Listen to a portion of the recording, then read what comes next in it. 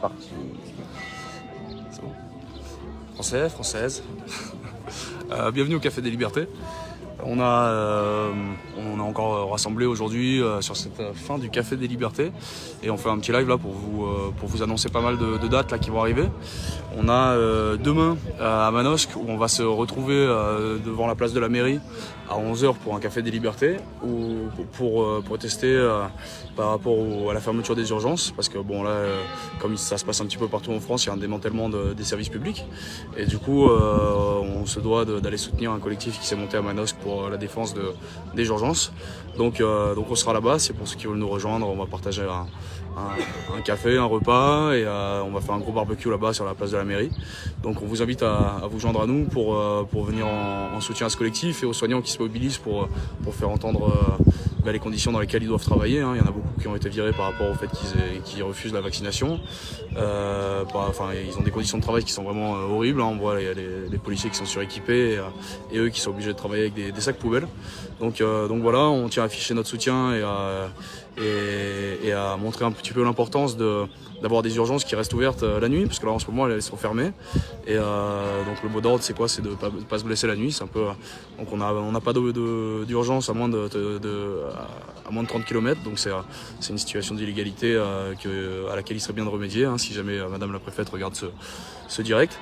On a aussi là du coup le 23, donc c'est dans une semaine, lundi prochain, mon procès pour le procès pour lequel j'avais été relaxé à Digne en décembre pour non-port du masque et rassemblements illégaux. Donc j'étais totalement relaxé, donc ça prouve bien que c'est les gens qui m'ont accusé qui sont en illégalité.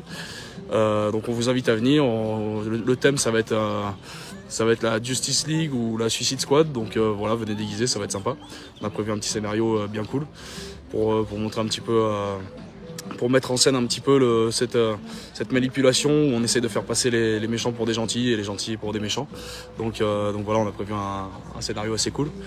On a aussi, là, je vais vous présenter après un ami là qui va devoir passer au tribunal pour le non-port du masque aussi.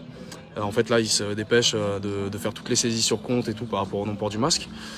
Pour une partie des gens, il y a une partie des refus qui ont été contestés avec les papiers de Réaction 19 de Carlo Alberto Broza qui ont été classés, et d'autres papiers qui n'ont pas été classés, les amendes majorées, ils font des saisies sur compte, ils se dépêchent pour enfluer les caisses, surtout à la veille de mon procès là, étant donné qu'il est censé faire une jurisprudence par rapport à ces amendes quoi.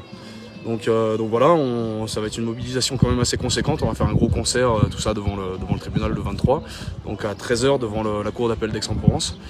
On a le 28, on sera à Nice pour faire un Café des Libertés sur la promenade des Anglais. C'est à l'initiative de Mouvement du Peuple 06, du coup, qui fait un événement comme ça qu'on puisse exporter un peu notre manière de manifester en quelque sorte pour qu'ils puissent s'en inspirer et le reproduire là-bas. On a le 30 aussi où on sera en soutien devant le tribunal à Béziers en soutien à Franck le Papalou qui a été accusé suite à 4 courriers qu'il a fait pour défendre son fils dans l'établissement dans lequel son fils était et qui du coup est attaqué par cet établissement, donc qui risque gros au tribunal pour avoir essayé de défendre son fils. Voilà où on en est maintenant.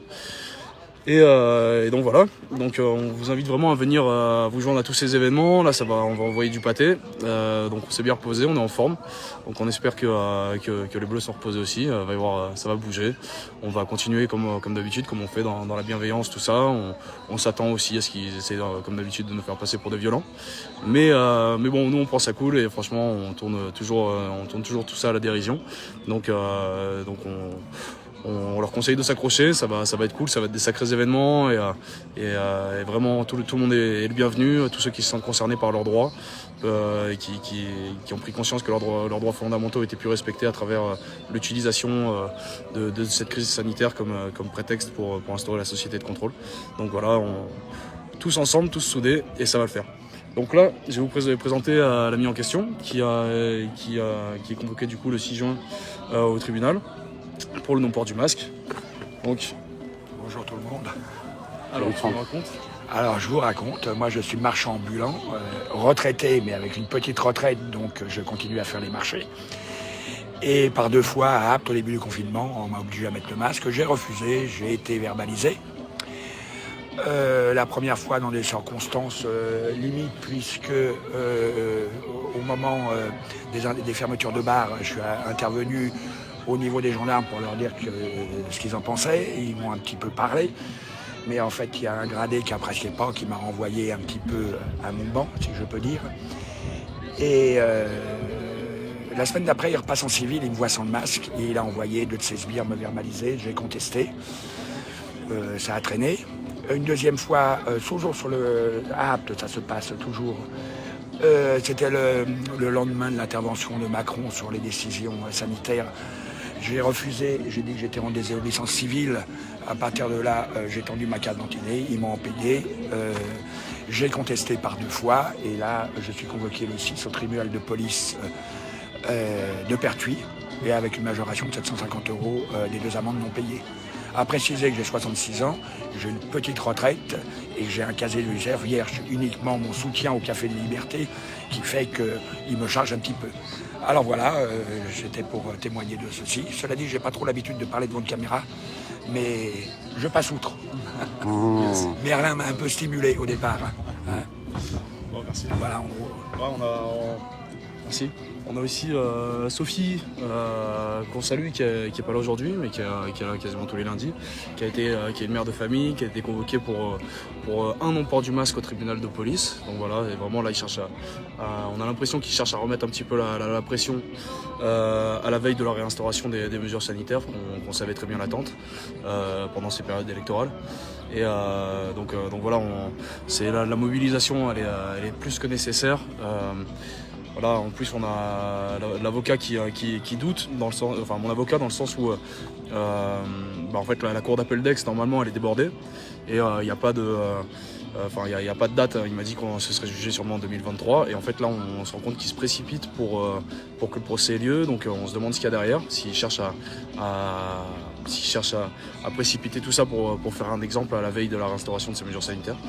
Donc voilà, on espère que ça va le faire. Et puis on sera là ensemble, tous soudés comme d'habitude, en force et dans l'amour. Ça va le faire. Merci Merlin. Yeah.